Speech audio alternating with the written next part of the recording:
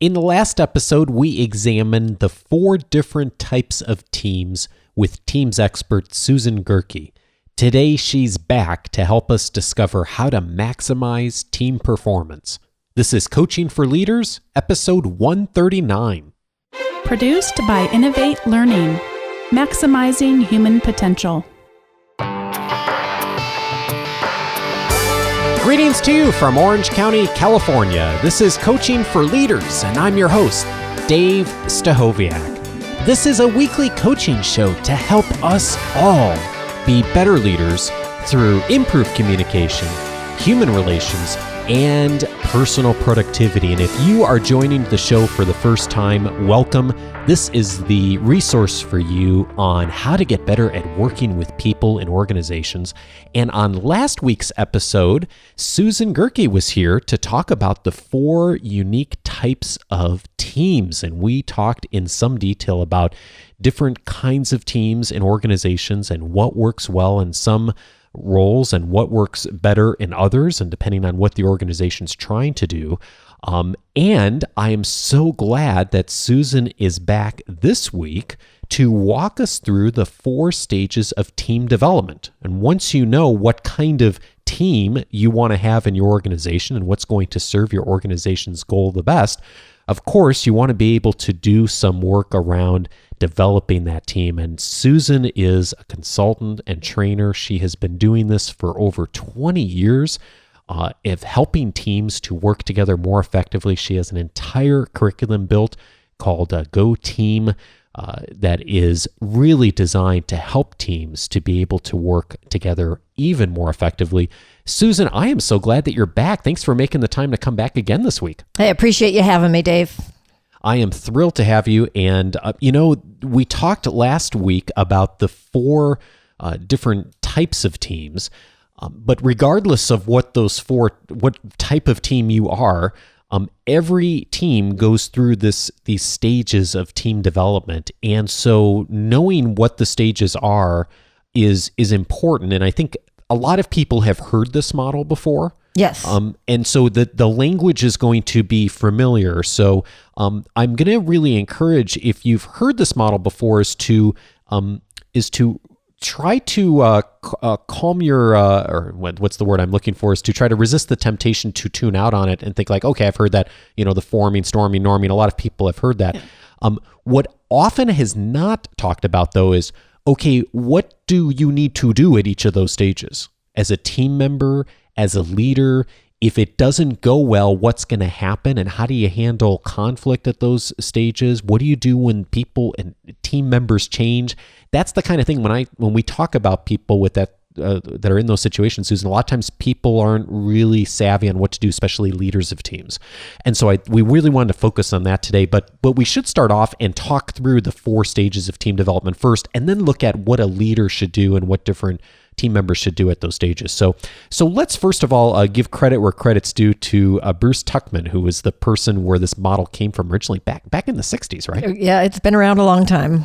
And so could you, Susan, just kind of walk us through these 4 stages, and generally what are the kind of the 4 stages that teams do tend to follow? Yeah, happy to do that, Dave. So the first stage is called forming. How practical is that? And just in your mind's eye for a moment, just think about when you're on a new team and you're in the very first meeting, what's going through your head? And I tell you, when I ask people that question, they say things like, what are we here for? Mm-hmm. How am I going to be contributing? Who are these other guys? Am I going to like them? Do I want to work with them? Who is this leader? It's lots of questions about what's going to be happening. And you know what? Not a single one of those comes up. People are very polite, looking around, just hoping all of those questions will be answered.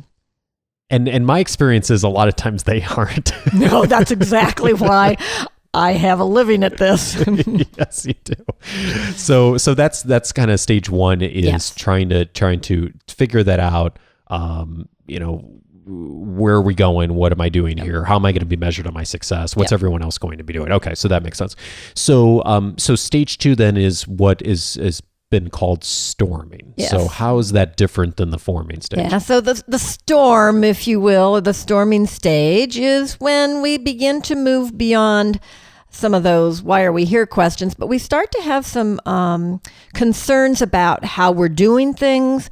We're not making a lot of progress usually yet. There's some competing for power, competing for attention. Sometimes if your team or group is too big, we start forming subgroups or cliques. We start creating scapegoats or blaming people for what's going on. And so it can be a really challenging time. And this is the time that a lot of teams do really struggle. Yes. And we'll talk about this more, I think, a little later of what some teams never move beyond this. Susan. Yeah, it's really sad. And in fact, a lot of teams, I think we could even say, don't get beyond this point, but they think that they have. Yeah, they just self-describe differently until you really bring this forward to them, and then they begin to realize they've never gotten past this. Got it. So we'll talk more about that later. The third stage is norming. So what does that mean? To me, I like to think of it when things become normal for this team. And so we've learned who does what. We've figured out how to resolve our conflicts. We're making stuff happen. Work's getting done. Things are happening and people are feeling pretty good about it. Got it. And then the final stage is performing. And so norming sounds like, the team is getting productive, doing things. How's performing different? Is it just the level of performance, the quality of performance that's different? Or yeah, you think about people talk about high performance. That's what this is. You think about the synergy that you'll see in a team where you get that 1 + 1 = 3, where the team's doing stuff that even blows them away, that they're surprised at the amazing things that they can produce together. If you ever think about the very best team experience you ever had, it's that, right? We're working on all levels. We've got great relationships with each other, and nothing can stop us. That's where we all like to be as far as teams. And of course, you and I know very few teams actually do get to that point truly. So one of the ways that we can make it more likely as an organization, as a team to get there is to recognize what kinds of things that we should be doing at each stage, whether we're the leader of the team or we're a participating member of the team. And I think that pretty much is going to include everyone who's a part of our community here, because we all are at the very least a member of a team, almost in every organization. And many of us in this community are leading teams too. And so let's look back here. So we've got our 4: forming, storming, norming, performing. But let's now look back at these in some detail and talk through, what are some of the issues at each of these stages? What should a team member do? What should a leader do? So let's start with forming, that question asking period of, what am I here for? What are we doing? To get to that point where we really do have some of those productive conversations, Susan. So what are the issues that come up here? So my experience is in a forming team, a couple of the biggest issues are role definition. Who really is doing what? We often make assumptions about that. And purpose clarification. Why have we been brought together as a team? We think we know, but when we don't articulate it, people still are wondering. There's an underlying concern about inclusion. Will I be included? Do I want to include others? So you begin to see as you listen to me talking about this, Dave, some of these are more task oriented, right? Mm-hmm. What's our roles and how are we going to do our work and, why are we really here? And some of them are more relationship oriented. Will I be included? Do I want to be included? Am I going to be inclusive of others?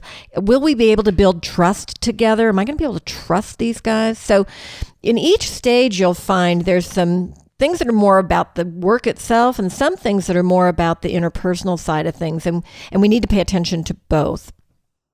So having that understanding, that appreciation for both the task and the relationship piece is critical. Absolutely. Okay. Got it. How about if because I know all of us have been in this situation. I'm a member of a team. We're getting together for the first time. What are the kinds of things that I should be thinking about doing, saying, maybe even not saying, that would help my team to move along toward this?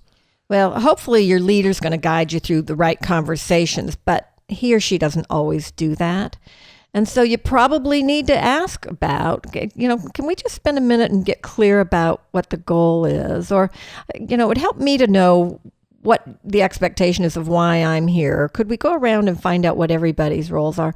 Or even to say, let's get to know each other a little bit. What do we each bring to the table? What do we love to do? That kind of thing. And so it's not often easy for team members to bring those things up, but what the members need to be doing is participating in role definition and goal definition and getting to know one another and doing that real relationship building as well. And I've seen situations before where someone who's not a leader of a team has had the courage to say something like that, and it really has changed the conversation. And the leader has been very open to then, oh yeah, we should talk about that. Yeah. And so as long as they ask it as a question and don't take over. They say, okay, I know how to do this. We ought to jump on board. We ought to do this and this and this. That might be threatening to the leader and or have people going, okay, now we know who thinks they're in charge around here. So there's nice ways we can do that. Got it. So that's where our human relations skills come in from all our Dale Carnegie skills. Okay, exactly. Good. Perfect.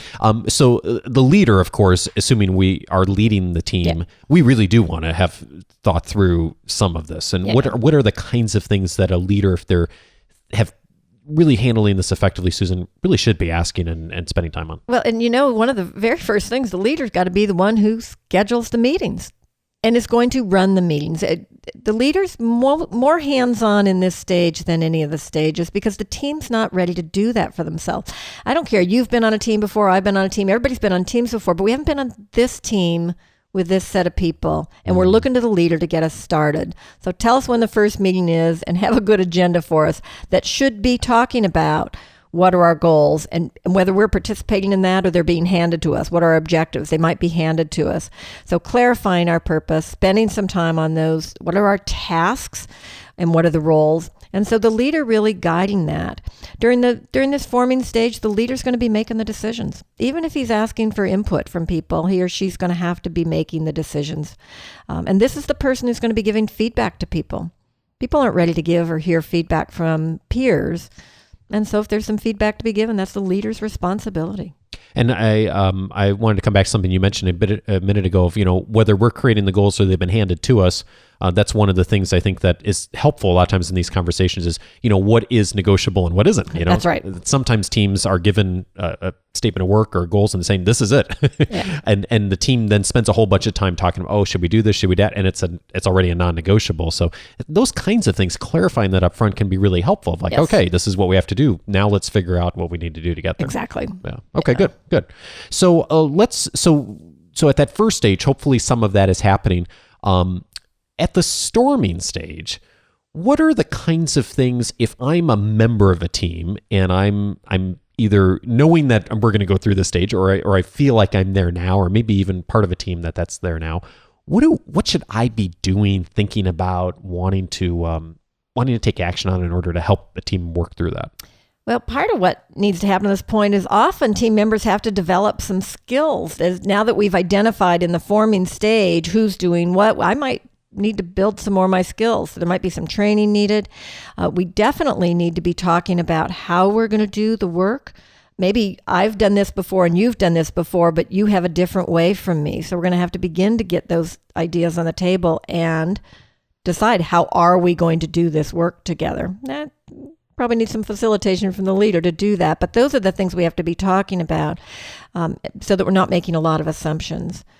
It's really valuable for the group to begin to talk about how we're different from one another as well as how we're similar. You might use the Strengths Finder at this point to have people understand more about their strengths if you didn't do that at the forming stage, or spend some time on personality differences or those kinds of things so that we begin to recognize the value of differences versus having those differences cause us to separate. The propensity at this stage is so easy to end up in conflict or power struggles. We need to recognize that and focus on how can we work together. And it sounds like a good checkpoint for us is not to make assumptions here, because if we make assumptions, we assume so-and-so's doing it this way, I'm doing it that way, that really is a stopping point as far as people communicating and getting beyond this stage. Yeah. So communication and establishing how we do that and when we do that, really important at this stage.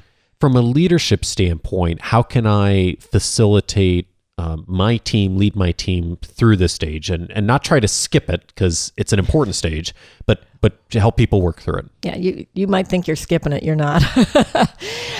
One of the things that I've found that leaders don't always recognize is they're going to have to facilitate the conflict resolution.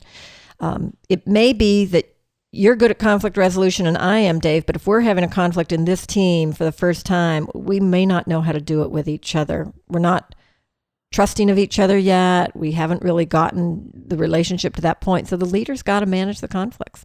And that's where some of them actually step back. Got to facilitate and encourage that two-way communication. There's an interesting phenomena that can happen at this stage, and the leader better be paying attention. And that is this is when people are likely to decide, am I in or out? And while I might physically be on this team, I might be choosing to not mentally be engaged and involved in this team. I had a personal example. I was on a team that we went through a very difficult storming stage. We had an outside facilitator help us through because we just were having so many problems. And we actually got through it and became a high-performing team. It was my first high-performing team. It was fabulous experience. And then as luck would have it, we went through a reorganization and that team got blown up. And suddenly I was on another team and there was a guy on that team and I thought, oh no, here we go again. And I was still a little raw from all the feedback I'd gotten and what I'd learned about myself in that previous experience. And I thought, I'm not ready to go through this again. And so I decided I wasn't going to engage or try and figure out how to work with this guy. So my commitment level was pretty low. Now, the good news is before my boss really caught on, we went through another really quick reorg. And so I didn't have to work with that guy. But my leader needed to be watching for engagement and commitment. It's at highest risk at this stage when people are saying, is it worth it to try and work with these idiots is what some of us are thinking, right? Yeah. Am I going to try and figure this out? So really critical element for leaders at the storming stage is to think about, is everybody committed or how do I have the conversations individually with people about that? So the ability for the leader to have the and I'm going to use the word courage, Susan, because I think a lot of times this is really courage to engage in some of those difficult conversations. Really does make the difference between whether people just feel like they have to do kind of compliance-oriented things, or whether they're really enthusiastically engaged in what they're doing. Exactly. Okay. And just a couple of the other things. The leader also really needs to be facilitating decision-making, but also probably be the ultimate decider. We get this, teams should all be making decisions by consensus. That's not true.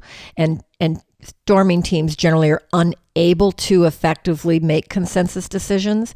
And so while the leader can gather input from everybody and have them building off one another's ideas, in the end, the leader probably needs to hold and I'm going to make the decision and here's what it's going to be, even if it's what the group might have decided. So it's a learning ground, storming is, for how can the team make decisions, but the leader's going to have to really drive that and hold that pretty closely in most situations.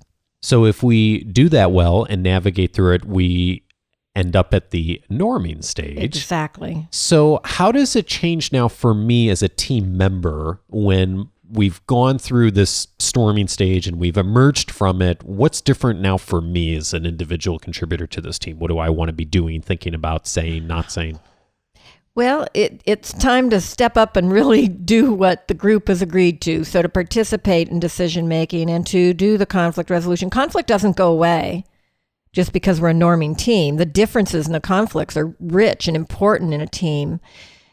It's just we all need to step up and manage it. And we've learned that, hopefully, in the storming stage. And so it's on each of us to manage the conflicts, make the decisions, give our partners feedback, to share our opinions about things, and so on. It's important. A couple of things that are a risk, actually, at this stage. Sometimes the leader holds on too long.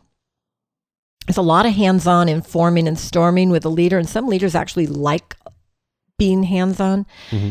If you do that at this point, you're risking the team mutinying on you almost, because the team now is learning and has learned how to make decisions and move forward together. And if you're sticking your fingers in all the time, they're not going to be happy. So this is a point as a leader where I may need to let go a little bit and let people to have some conflict on their own or to figure out things a little bit more. How do you know when to do that? Is it an art? Are there indicators for leaders? What are some of the common things that get people in trouble here, Susan? It's probably an art, although one of the things I always say you need to do more of at the norming stage is examine the team's functioning. And so you need to have regular times that we just step back and say, how are we working together? Is our decision-making process working? Are we managing our conflicts okay? Are we giving each other and listening to the feedback that we each have for each other? Are our processes working okay? So notice some of this is really relationship-oriented, but some of it definitely is around the task as well. And so as a leader, you can pay attention, guide those conversations, be sure the team's having them, and you'll begin to see them mature and be more and more ready to take this on themselves. They really ought to be sharing leadership at this point. Instead of you being the leadership focal point, the leadership ought to move around the team based on what the team needs at the moment. It might shift 3 times in a day or in a meeting, actually, but we need to begin to recognize that we're all leaders here, and we need to be able to step up and do those things that the team needs. Fabulous. So if we get to this point of performing, which is a really cool place to be. Okay, so I want to take you back to norming just one more minute if I could. Because one of the other big risks in teams in general, but I find it's more common in norming, is the risk of groupthink. And groupthink is that propensity for us to all just go along with an idea without maybe examining it.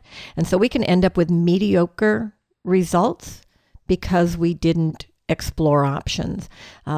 It happens sometimes if we've had a particularly difficult storming time, we might move into groupthink because we're afraid to rock the boat. So when you say, hey, let's do X, we all just say, okay, let's just do X, right? We don't want to get into a conversation about, oh, what if we did Y? And gee, that might create conflict. So sometimes it's just a fear of falling back to conflict. Sometimes it's we begin to think we're fabulous. Look at us. Look at how great we are. We just did that thing and it turned out so well. So we must be so fabulous. So any decision we make must be a fabulous decision. And so somebody throws out an idea. Hey, look at that's coming out of our group. It must be great. And we just go with it. So there's other reasons as well. Groupthink's a whole study all by itself.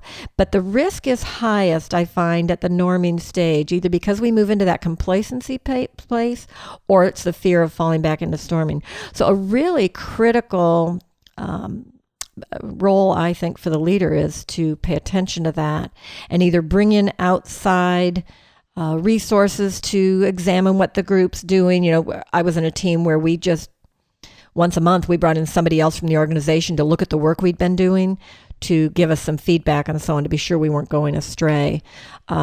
Or the other thing is when the group's working and says, okay, well, here's an idea, that the leader ought to say, before the group jumps all over it, say, okay, that's one idea. Let's get at least 3 more on the table before we decide. So the leader really can play a more facilitative role at this point. Interesting. And it is, that is a real challenge, I know, in some organizations that kind of fall into that groupthink mentality. And in some situations, it can almost be a disservice. It'd almost be better if the group had stormed and not continued than get consensus on a decision that's not a good decision, you know? Yeah. Okay, so how about performing? So performing, isn't performing wonderful? But there's a couple of interesting challenges that happen here. You know, it's hard to maintain the momentum at that level. That's what I was thinking, because, you get to that point and that's a great place to be, and a lot of teams never get there. But you do have to be diligent to stay there. Yeah, teams, when I ask people about this best team, what this looks like for them, this high-performance team, they'll always say, God, we had a lot of fun, and we worked really hard. So it's hard to maintain that level of momentum. So you do need to take some time out and look at how's the team doing and be sure everybody's feeling great. The other interesting phenomena is you tend to be envied by other teams in a way that they think, oh, well, you guys got all the great resources. No wonder you're doing well. Anybody could do well if you had, that person or this resource and so on. So we have to be aware that other teams might be envious of us, and yet we need to be big enough to say, hey, we've learned some stuff. We should be helping other teams. And so it's a time to start reaching outside of our own team and being a resource to other teams as well. The leader role, I think, is the interesting piece here because, what's my job leading this group of people who are doing this amazing stuff? And what I've found is a couple of things. Sometimes the leader just actually gets integrated into the team and acts almost like a member, takes on some of the work.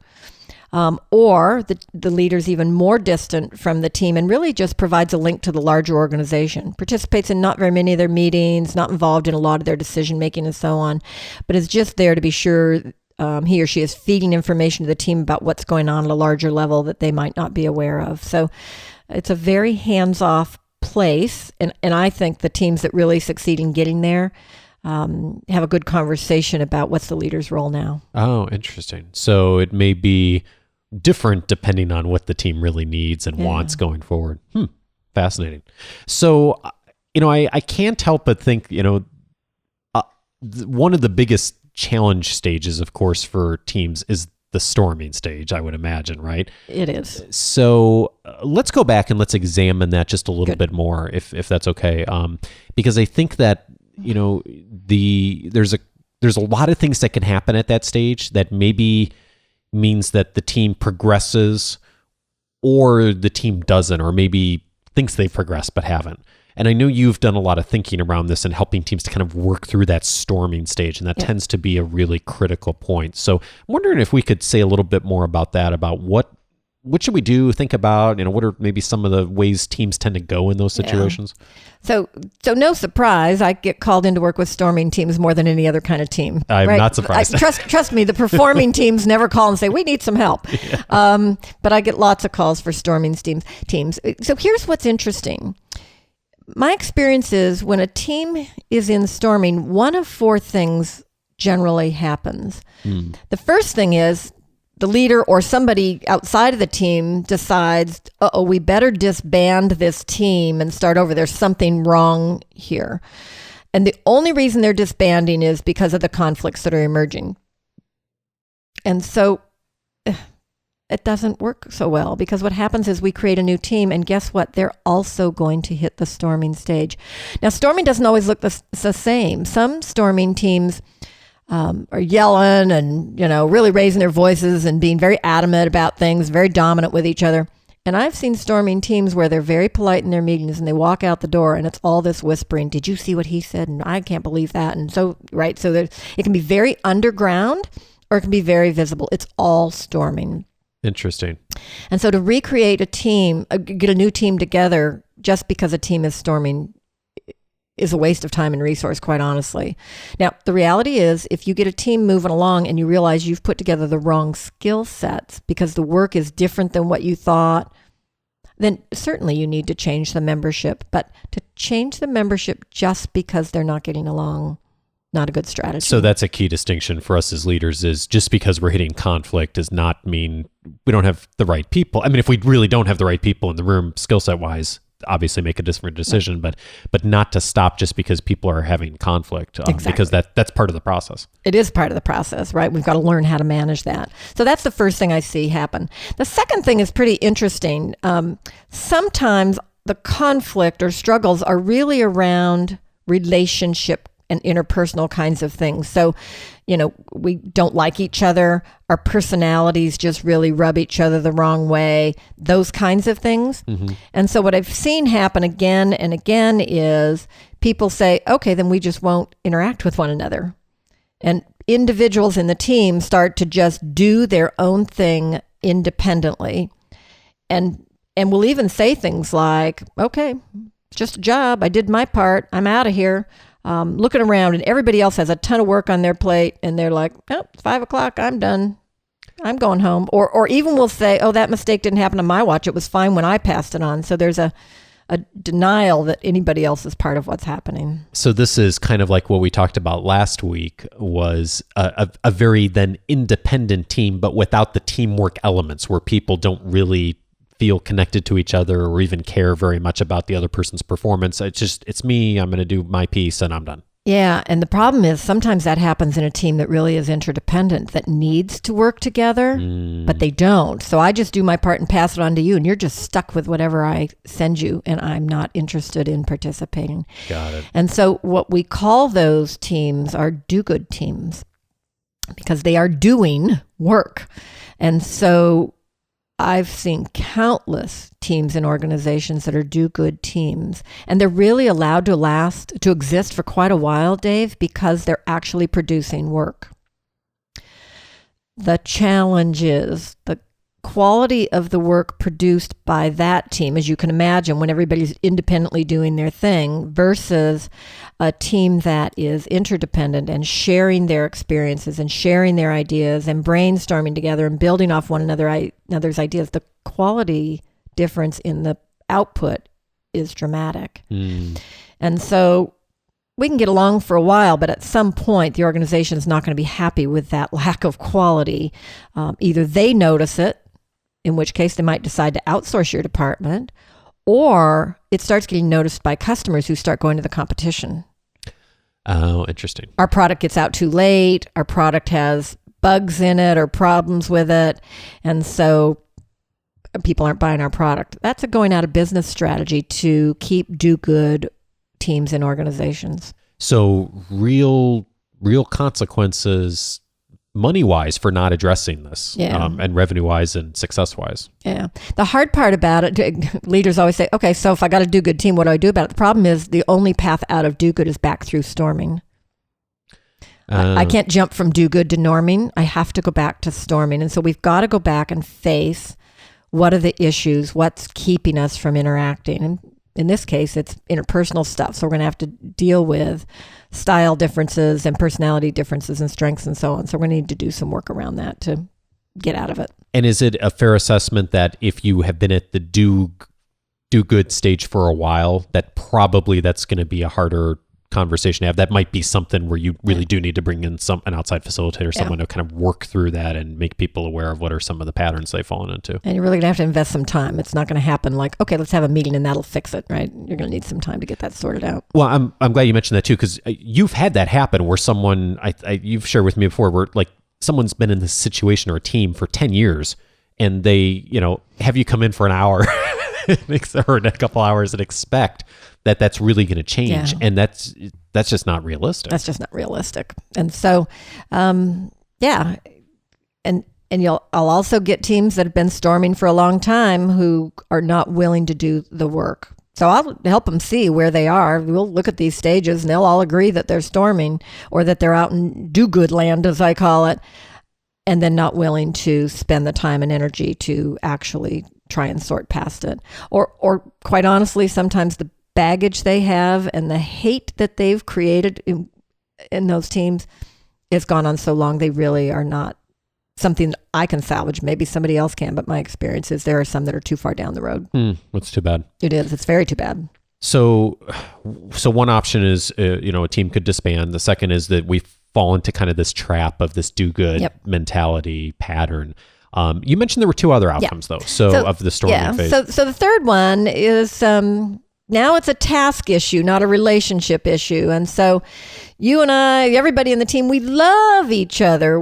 Our kids all play soccer together. When we come to work, we all start our day with a cup of coffee together. We go and have beer after work. I mean, we just love each other. Yeah. High performing team, right? Right. Except if we start talking about the work, we can't. Because we don't agree on how to do the work and we don't know how to have a conversation about that. So we become what's called a feel-good team. And I tell you, I was on a feel-good team. I still have a picture of those people in my office. It was so much fun. But they don't last long in organizations, of course, because they really aren't producing work. And so those get found out and we disband or we do something different to fix that issue generally. Interesting. So is there a way to recognize either as a member team or even probably more importantly, a leader of a team, if you've fallen into that trap, and can you do something about it if you have? Yeah, I mean, if we're not producing work the way we need to, and everybody's having a lot of fun, we might step back and need to take them again. You've got to go back to the storming stage and deal with where are we differing. And it's probably around the goal or the roles or the processes that we're using to do our work. And we got to sort that stuff out. And again, if you as a leader can't do that, you may need to bring somebody in to help have those conversations. Got it. And okay, so what's the fourth outcome? Fourth one is deal with it. Deal with the storm. None of these are good options. Deal with the storm. And you know what? The earlier you deal with it, the easier it is. So I'm kind of joking here, but I'm also being like, none of these four are comfortable. No, that's exactly right, Dave. Like, even the best option as far as dealing with it, which is really what should be done, that is not comfortable to do. And it is not fun to deal with. No. And if you're conflict averse to begin with, then it's really a challenge, right? Yeah. And so a couple of things besides dealing with it in the storm. Here we are in the storm. Let's deal with it. A really good job of the forming stage reduces the chances of having a difficult storming stage. Oh. Because if we do some good work around clarifying purpose, clarifying roles, really laying out how we're going to do our work, and spending some time building relationships among our team members and helping people understand how we're each unique and how we each contribute to the team with our different personalities, and really get a communication process in place, then it's much easier as differences and conflicts come up. We can just get them on the table and start talking about them. Or we can go back and say, wait a minute, is this a roles issue? Or is this are we not clear on our objectives? Or, oh, this looks like a process we didn't talk about. Let's step back and talk about that. So it doesn't have to be horrible and ugly and awful at all. And as a leader, if you'll do a really good job forming your team, this stage will be far easier for you to manage your way through. So you're going to go through it regardless, but you can make your life and your team's life a lot easier if you've done some of that groundwork on the front end. So a good warning for us then is not to just kind of gloss over or skip the forming stage, of really to spend some time there of thinking through all those things. And if you do, hopefully you really minimize some of the need to have a lot of those rough patches later on. Yeah, and what's hard in today's world, we feel so pressed. The deadlines are so short. People say, we don't have time to have those conversations. Trust me, you don't have time to not have those conversations. And in today's world where we have so many remote teams, so we've got teams spread all over the world, we also are not doing as good a job forming those teams. We have our conference calls and we start talking about the work immediately instead of stepping back, making sure everybody knows who everybody is, doing some video work so that we can see each other, and really talking about our purpose and our roles and those kinds of things. And so, unfortunately, we skip it more often than we probably used to because we think we don't have time to do it. And this is it's so many types of things that we do in organizations. There is this bias of, if we're not producing something or quote unquote working, that we're not doing something of value. And of course, as you've articulated, spending the time planning and having dialogue and really thinking through these things is work, is especially great work for leaders to do, and important work. And if it's done well, it produces real results for the organization long term. Occasionally, I get called into work with a brand new forming team, and it's just so fun to say, oh, you guys are so smart, to start and spend a little bit of time talking about this. And it's really fun to get them off on the right foot. Cool. Well, speaking of which, you mentioned something earlier in the conversation, which is a real issue that does happen in almost every team and every organization. You use the word reorganization. And of course, I can't think of an organization I've worked with that hasn't had change. And of course, even in an organization that doesn't have a reorganization, people leave teams, people leave organizations, new people come onto teams as the work changes or expands. What kinds of things do we need to think about as far as these four stages when there is a change? Maybe the team leader changes, or maybe a member leaves or comes in, or the team expands. What do we want to be thinking about then? What's interesting is we often in teams, when that's going to happen or when that is happening, we just make assumptions about how things will be going forward. So let's imagine that I'm leaving the team and you're joining the team. And so everybody will start to assume that you, Dave, will do the same stuff I did, and in fact, in the same way. I don't care how similar you and I are. We're not going to do that. We're going to be different. And so the team's going to be disappointed, and so will we individually, right? And so it really is important to revisit roles and all of those things when there's changing membership. Now, sometimes it's a swap out like that, but sometimes we add a new member or we just lose one altogether. And we need to get some clarity around who's picking up that work or what's this new person going to do. And we just don't often do that well. And so you can either, what happens is if we don't handle that well, we'll just get dragged back down into the storm, right? Assuming we're a norm and a performing team. And so your better bet as a leader, let's imagine you haven't left and just you've had changing membership. As a leader, pull that team back together, including the new members or whoever's now part of the team. And you can have a very quick forming conversation. It might just be an hour long. Let's recommit. What are our goals and where are we in our objectives? Let's get clear again about the roles. What's going to change based on the membership changes?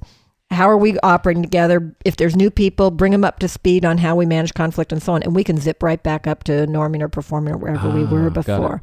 But by being proactive and deliberate about it, then we put everybody in a space where we're past assumptions and that kind of thing. So you proactively go back to the beginning. Yes. So you aren't forced back over a long time to really get back to the beginning and then have to really do the hard work to work through that whole process again. So much more efficient and effective to just proactively say, oh, we're reforming, let's go have a meeting. And I think about this too. I've been involved in many teams over my career where that exact thing has happened. People have done good work and a team is doing, norming stage at least.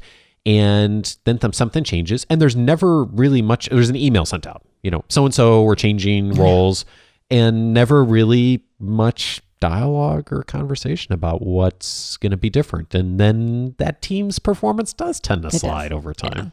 Yeah. Okay. So how about the leader changes? So the leader changed. If the leader's gone for a while, then the members need to have some conversation about what does this mean for us and who's doing what. But more than that, if you come into a team as a new leader, because that's what, the leader leaving is probably not too worried. The new one coming in is find out where the team is and what they need from you. If you're coming into a team that's in storming, what you need to be doing for that team is probably really different if they're high performance.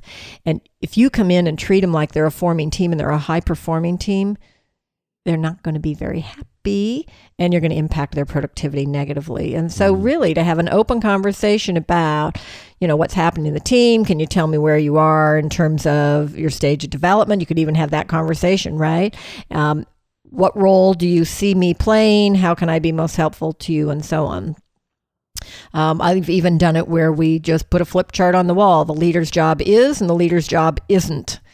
And have the conversation about that so we can get some clarity. It's interesting how sometimes just that some simple distinctions like that in an open forum can really go a long way in helping people to figure out what's expected and to work through that process more effectively. Yeah. Or even if I came in as a new leader, I'd say, okay, everybody, I want you to come together. I just need you to help me help you. So, and I'd ask them, what are your goals? How do you operate together? How have you determined roles? Are there any concerns there? So I'd just ask them the forming questions, assuming that they know the answers. And then as I get that would help me know a little bit about where they are and what they need. So there's lots of ways to approach it. Just be aware that the change is going to impact the team in some way and change the dynamics. Help me help you. Exactly. It's just like Jerry Maguire, right? Exactly. Good old Jerry Maguire. I can't help but think of that every time I hear that. Help me help you. Okay. So this is great, Susan. I mean, I really love the perspective you brought to this. I've had so much to consider and think about. I think the only thing we haven't hit on is, okay, say we've got an intact team. They're doing pretty well. The organization says to the team, your statement of work, your goal for this team, your client has changed. Then what? We've got this team that's working so well together, but what the team is doing is suddenly changed. Yep. And so the team needs to go back to forming again. Same thing, huh? Yeah. And it won't take them long, but there are going to be some probably role changes and definitely some objective changes. So to go back and say, okay, let's get this all figured out so we can just zip right into place and get right back where we were again. And that happens a lot. Yeah. Well, I know you have this conversation with pretty much every team you work with to really understand this model and this resources. And one of the things, we talked about this on last week's show, but I want to highlight it again, is that, Susan and Susan's partner, David Hutchens, have really done an amazing job of putting together a group of resources and training materials for facilitators and trainers and organizations. And so, one of the things that happens a lot of the times is someone will say, a leader will recognize they really want to do some of this good work around getting a team together, and they'll go to, their internal or their HR department or something like that, and they'll say, okay, what do you have? And people say, well, we don't really have anything like that, or we could develop something, and it just never really ends up happening. You've created this great suite of materials that is great. You can, if you have someone in your organization that has some experience of training and facilitating, and they can take the content, the materials, and utilize it, and it's done really well. It's fairly inexpensive. It's much more cost efficient than bringing in a trained facilitator. There are times to do that, by the way, and Susan, you do that, and you do brilliant work on that. But this is a resource to check out. So it's at goteamresources.com, and maybe you could say a little more about that, Susan, of just what's offered and what's there that people may want to tap into. Yeah, we have 18 different topics, and they're just 2 to 3 hours each. It's hard to get a team to spend more than a couple of hours, and so you can, decide what they need and grab. We'll send you the participant books, and you get your facilitator guide, and you guide them through. It's learner centered, so the concepts and exercises and ideas are in their participant guides. It's highly facilitated. It's very much about applying what they're learning to their work. So the last piece in every single module is, okay, what do we as a team need to do now, next week, and in the future? And so the team makes action plans around it. Several of the modules, they bring a real conflict. They bring a real decision they have to make. They bring a real problem they're trying to solve. So as they learn a process, they also really are working through something real as a team. So it's quite practical. And it's a roadmap for doing this. And it's a roadmap. That's one of the things I find with a lot of leaders is, okay, they recognize this. I know I need to put some effort into creating my team and to get him from a lot of people have heard this forming, storming, process. I don't know where to start. And so this is a great way to start. If you have, someone in your organization who has some expertise in training, facilitation, this is, a whole roadmap that's there and ready to go and really easy to tap into. So check it out, goteamresources.com. I'm going to put all the links in the show notes as well, too. So those of you get the weekly update, will get that automatically in your email box on Wednesday. And Susan mentioned this last week. You're also the author with Linda Behrens of the book, The I in Team. So if this is something that's really resonated with you and you want to get even more into depth on some of the strategies, the theories, the processes that Susan's articulated here, and really do some good thinking on that, I'd really recommend that book. It's a wonderful resource as well. Susan, I am just so grateful for you taking the time over the last 2 weeks to come in and to really provide a great overview for us as leaders of what we need to be thinking about as far as forming teams. And thank you for all you've done to help our clients and organizations and facilitate. I mean, you're just such a gifted trainer, facilitator, and I know people are going to really get a lot of value out of listening to this conversation today. Well, thanks for having me, Dave. It's fun for me to just sit and dialogue with you about this stuff. I obviously care about this stuff. I think it makes a difference, and so it's fun to be able to get it out to some more people to be thinking about, and hopefully, help some of those teams that are struggling out there. Yeah, me too. Thanks, Susan. Thank you.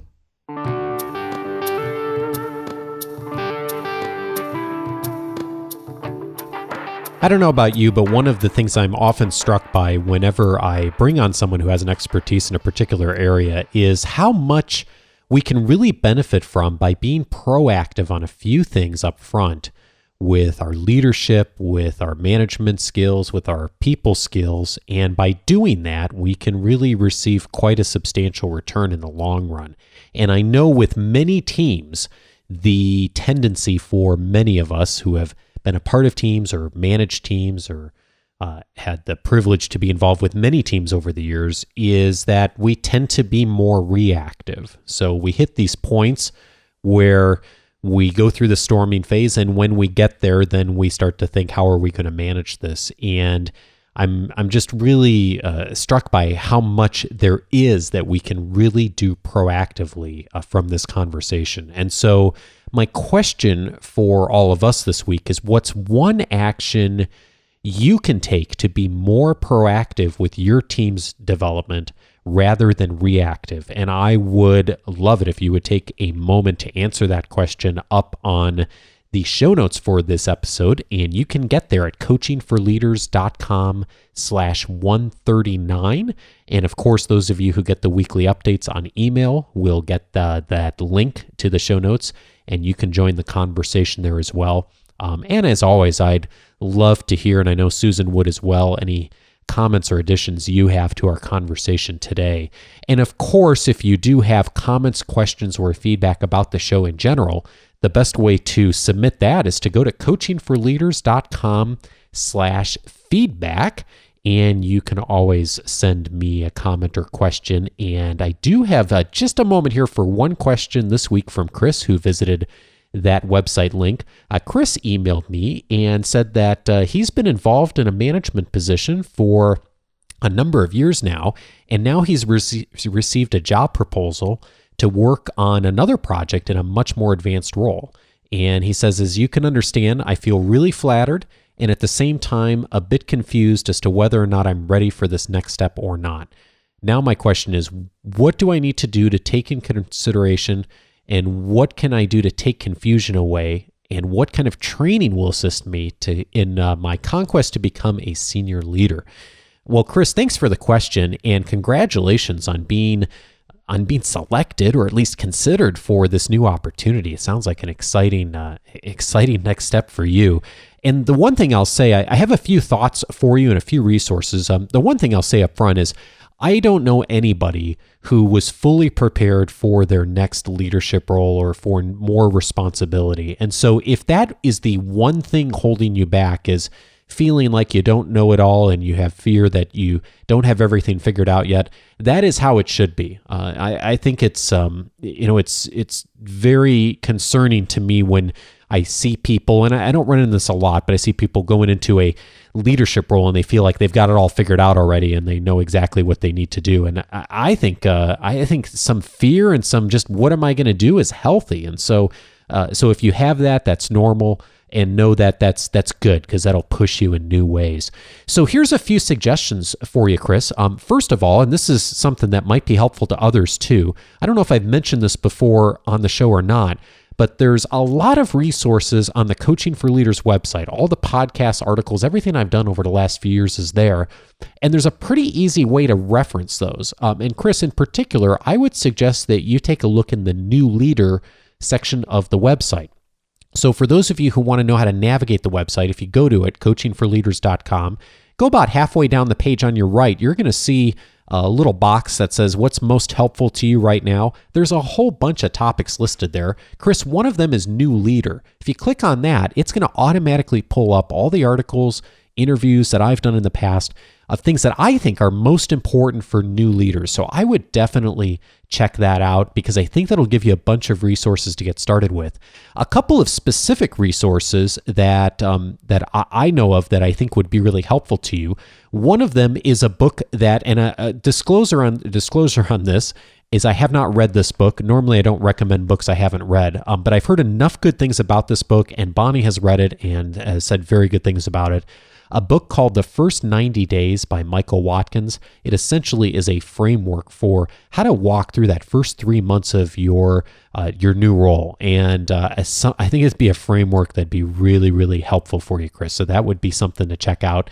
Another suggestion would be is to check out the book by Pam Fox-Rollin. And you may remember, if you've been listening to the show for this long, Pam was on a show. I'm just looking up the episode number here. She was on episode 98. 5 Rules for Your New Leadership Role was the name of the show, but her book is 42 Rules for Your New Leadership Role. So that might be a good resource too. It's a really solid book, and it is aimed at more senior leaders. So if that is something that you're considering, I would check that out. That'll give you a lot of places to start thinking about for framework, as far as things you'd want to be thinking about just in the initial stages. But the other thing that I would encourage you to do, Chris, is just to spend some time listening and going out and taking time to hear what people are saying in your organization. So as you are either considering or moving into this new role, before you spend a lot of time getting up on training and helping yourself to become skilled in new areas and learning new things that you'll need to do in this role is I would start off by just listening a bunch. I've always found that to be really helpful when moving into a new role, and the people I've worked with have often found that to be very helpful, is to spend the first couple of weeks just going and spending time talking to new peers, certainly your managers, and also talking to people that'll be on your team, and just spending time listening, finding out what is going on, find out what's needed, find out what has worked in the past, what's not working. That would be a great place to start. So I would really encourage that. I did also wrote an article a while back on this, so I'll put a link in the show notes. I don't have it off the top of my head. So that would be something I'd certainly suggest to do, Chris. And then once you get to the point where you feel like you have a pretty good idea of what's currently going on in the organization and how your skills line up with that, then that would be the point where I'd start thinking about, okay, what is maybe some training, some coaching? What are the things that I'm going to need as a leader that are going to support me and support my team in getting there? So that I would do first. And then as far as actual training, Dale Carnegie has some wonderful training all over the world that would potentially be helpful. I'm still putting together this course for the Coaching for Leaders community. I haven't mentioned it much recently, and I'm still working on it. So that's coming in the not too distant future. So that might be a resource for you too. But that hopefully is helpful. So I'm going to put all the links there in the notes, Chris. Let me know what you decide to take action on from that, and keep us in the loop, and let us know if you do move into that new role. And we're going to be here to support you regardless. And so thanks for taking the time to reach out. And also a thank you this week to those of you who have subscribed to the weekly update. I publish an email each Wednesday. So if you'd like to get the notes and the links to everything that I mention and guests mention on the show each week, that's something I find really helpful. Personally, the reason I put this together kind of selfishly is I listen to podcasts, and one of the things I'd love to have is to get notes every week of shows that I listen to, and I never get that because I, like many of you, I don't listen to podcasts in front of my computer. Usually I'm on the road or working out or running errands or something like that, or heading to meetings. And I'd love to get copies of the notes later. Well, that's exactly what comes every Wednesday on email. So if you'd like to get a copy of the show notes, plus the article that I've written each week, which will help you human relations-wise, communications-wise, or personal productivity, you can go to coachingforleaders.com/subscribe, and that will get you onto that subscription for each week. It does come on Wednesdays, and thank you to David Wissor, Cameron Thompson. Thank you also for the email, Cameron. Joseph Silva, Tara Pickett, Victor Kamasku, Scott Ambrose, Mary Underwood. It was great seeing you again this week, Mary. Heidi Palale, Sean Severson, Sarah Stuga, Charlie Griffiths, Jane Muzansky, Venice Williams, Douglas Farrell, Victor Arredondo, and Nathan Nelson. Thank you for all of you for subscribing this week. And if you subscribe, you also get a link to the 10 leadership books that will help you get better results from others. So definitely check that out as well. And a very special thank you this week to Jonathan for the great review you posted on iTunes. Jonathan, thank you so much for taking the time to do that. And Jonathan mentioned in his review that, he feels like some of the things on this show he doesn't have the capacity to do right now, but are very aspirational in nature. And Jonathan, I appreciate you saying that, because, I think that this can get overwhelming. There's a lot to learn around leadership. And, Chris had mentioned this in his question, we feel overwhelmed and we don't necessarily feel like we're capable of doing all this. And, the thing I challenge all of us to do is take one thing from this show each week, each interaction, each experience you have as a leader, and improve upon that. And if you're better tomorrow than you were yesterday, then you're on the right path. Hey, have a great week, everyone, and look forward to talking with you again next week. Take care.